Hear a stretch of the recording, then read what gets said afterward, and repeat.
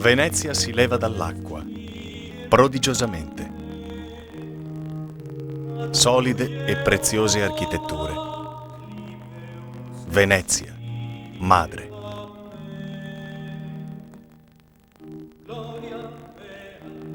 Serenissima Repubblica, leone dominante sui mari, minacciato in terraferma, anche il confine orientale trema.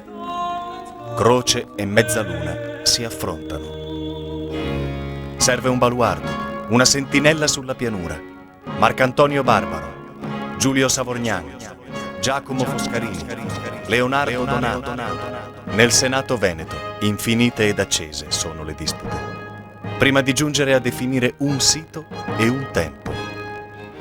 Patria del Friuli, 7 ottobre 1593.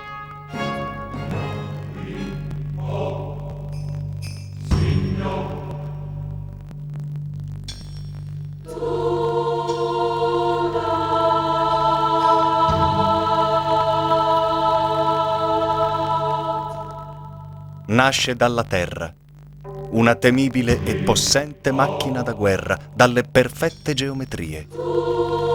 Venezia madre potrà dire: in hoc signo tuta, sotto questo segno sarò protetta.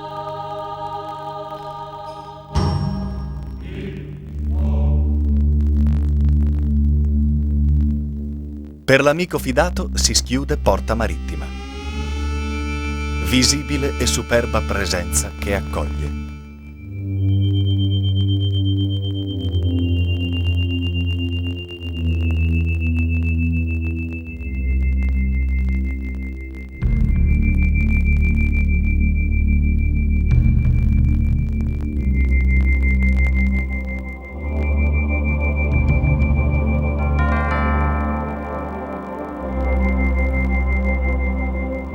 Ma la fortezza, in tutta la sua possente architettura, mura, bastioni, terrapieni, fossati, scompare, invisibile nella pianura.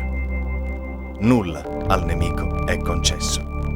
Per gli arciducali, pericolosi e temuti vicini, non solo invisibile deve essere Palma, ma un intricato labirinto. Qualunque sia la via dell'assalto, le sapienti trame delle fortificazioni abbagliano e disorientano gli eserciti. Il visitatore di oggi, novello Teseo, amerà perdersi e giocare tra smarrimento e scoperta. Per lui, dall'alto, si dispiegherà ancora, sorprendentemente intatta, la geometrica armonia della fortezza. Segno forte sul territorio, splendido disegno di città ideale, sogno di utopici architetti, perfetta costruzione di città reale.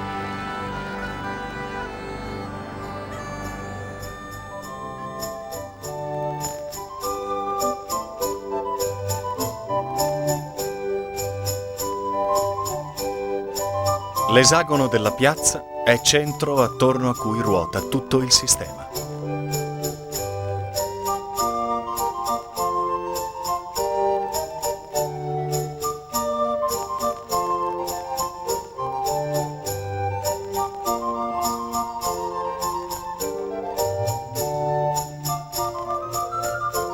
Qui, in questo anfiteatro, mente e cuore di un corpo di terra e pietra, la sede del potere civile.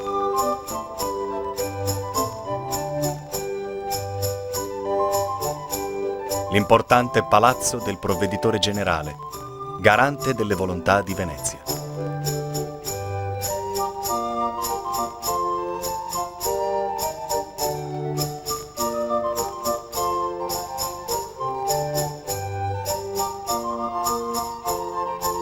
Qui la severa residenza del governatore delle armi, capo delle milizie, vigile custode della temibile piazzaforte.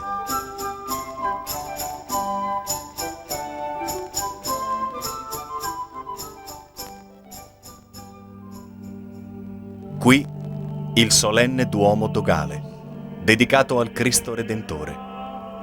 La sua bianca mole, dagli scuri portali, impreziosita da statue e stemmi, splende sugli altri edifici.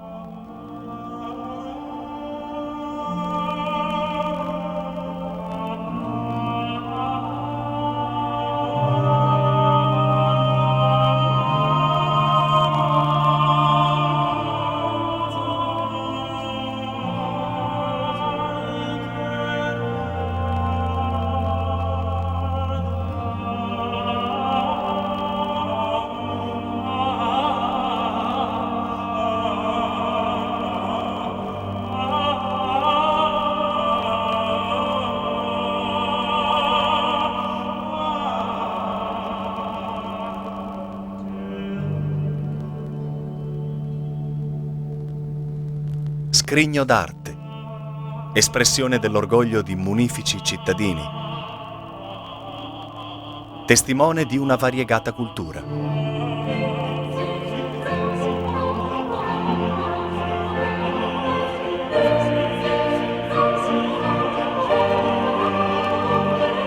Autorità civile e religiosa si guardano, dialogano, si confrontano.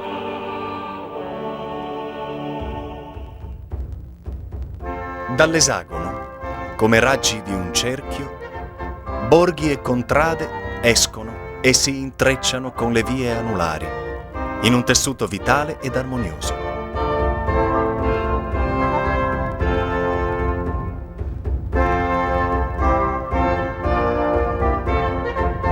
In un abbraccio geometrico convivono polveriere e case.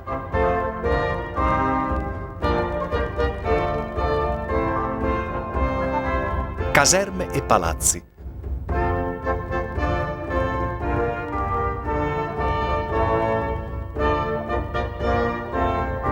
Scuderie e botteghe. Edifici militari e civili, in un continuo e serrato dialogo.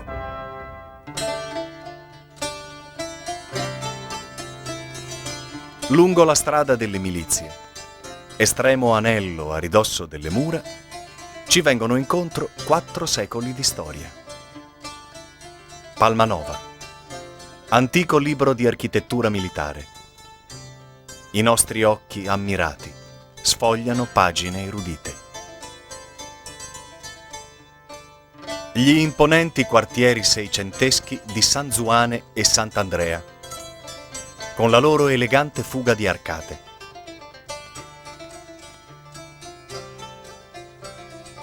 Ieri alloggi per le truppe venete. Oggi tranquilla residenza di tante famiglie palmarine.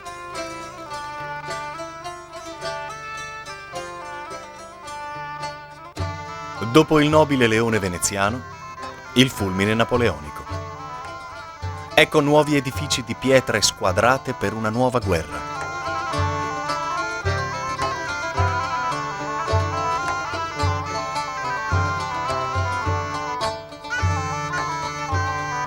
La bianca e vasta mole della caserma francese, alla gola del baluardo Grimani. L'ordine architettonico suggerisce ritmi precisi e tempi scanditi di una vita di guarnigione.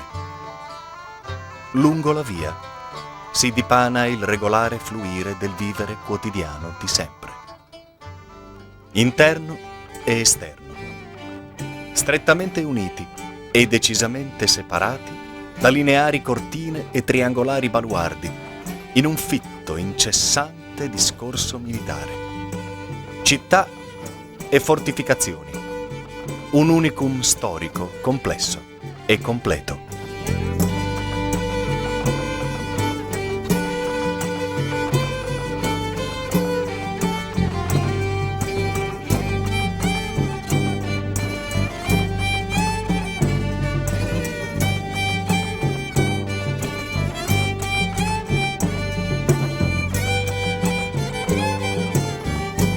Esplorare, sfogliare le pagine del libro che si apre e si anima davanti ai nostri occhi.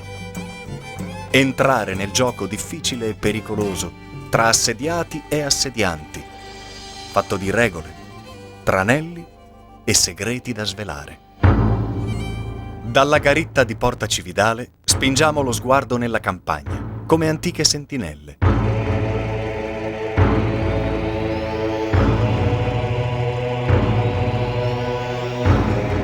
Boati lontani, colonne di polvere, indicano nemici in avanzata.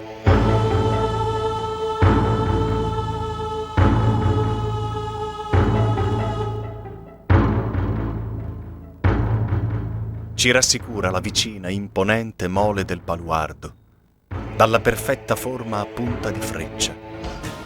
I terribili colpi di artiglieria nulla possono contro il poderoso terrapieno, testimone del prestigio veneziano, ma anche del duro lavoro di migliaia di sterratori e scalpellini.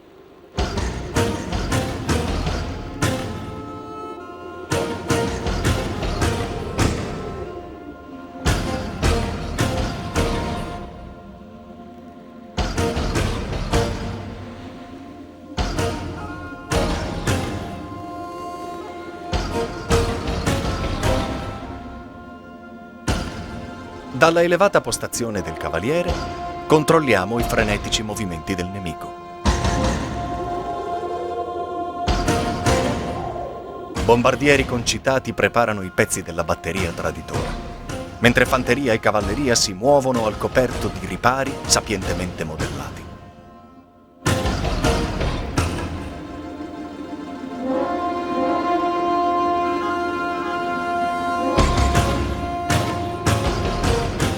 Giù, nel buio, attraverso la sortita e le vie segrete per sorprendere l'ignaro nemico.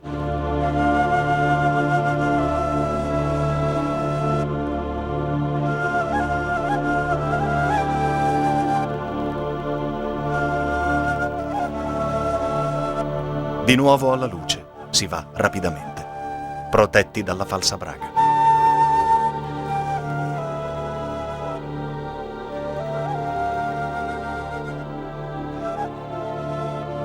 Ancora un breve e scuro passaggio e poi una corsa.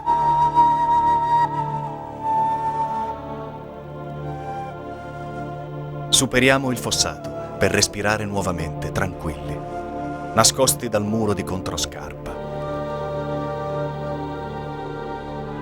Invisibili. Penetriamo nel buio sicuro della stretta galleria verso la lunetta napoleonica.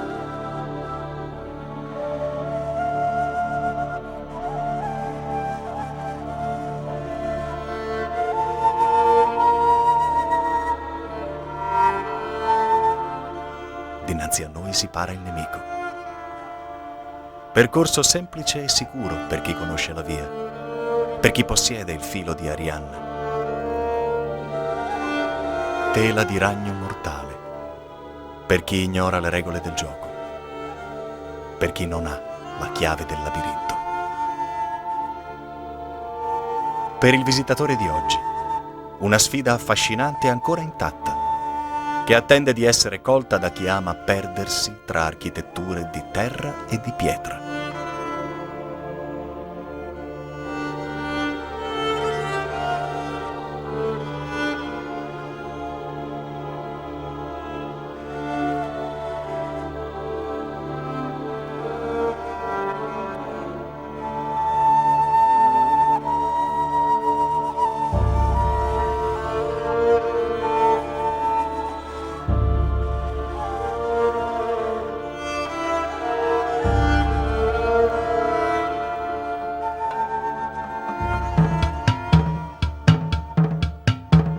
Senza ansia e timore, passeggiamo nel verde accogliente. Apprezziamo dall'alto il fossato. Incrociamo percorsi superficiali e sotterranei. Costeggiamo muri di bastioni e rivellini veneziani, respirando silenzi ricchi di storia.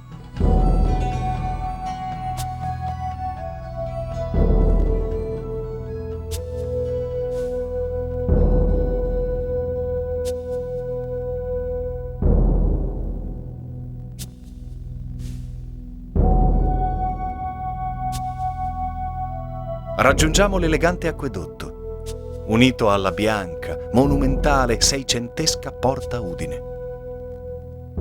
Un viaggio a ritroso nel tempo, nella continuità di un disegno che menti distanti tra loro riuscirono a mantenere armonioso.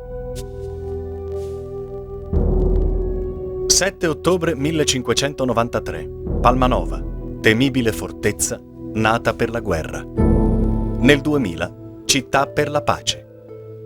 Luogo di preziosi percorsi, dove è possibile rilassarsi entrando negli antichi saperi. Rientriamo in città, nel cuore pulsante della stella a 9 punte. Qui la vita si svolge sicura, sotto lo sguardo vigile degli antichi provveditori di pietra che orgogliosi ammirano la loro opera. Città ideale, nata a misura d'uomo, ancora conserva tale dimensione. Possiamo confonderci tra la folla del vivace mercato del lunedì, erede di antiche fiere. Possiamo servirci delle numerose botteghe cittadine che ancora richiamano gente da ogni dove. Possiamo, in una serata estiva, sederci nei tanti locali degli antichi borghi o della piazza, in un'atmosfera di luce ovattata.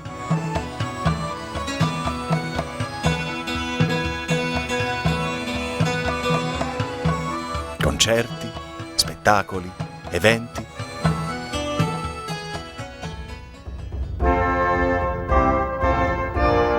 E la annuale rievocazione in costume che ogni seconda domenica di luglio fa rivivere i colori della storia.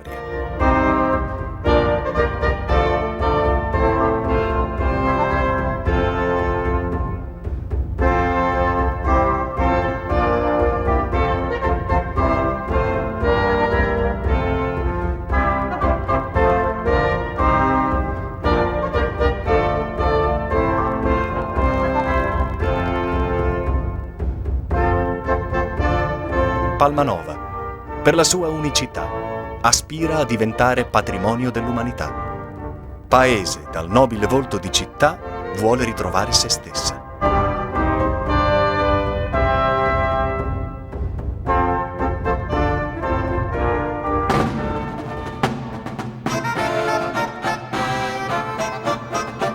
L'immagine del proprio passato come proposta per un futuro di città d'arte. Il suo intatto, originario splendore. Togliamole di dosso il manto verde che talora soffoca le 3 cinte bastionate. Ripristiniamo le geometrie, le architetture con un paziente lavoro di scoperta. Palmanova, armata sentinella del passato, con la sua fama e presenza ha tenuto lontani gli invasori. Nel presente, sentinella di cultura, attende la pacifica invasione di turisti ed estimatori.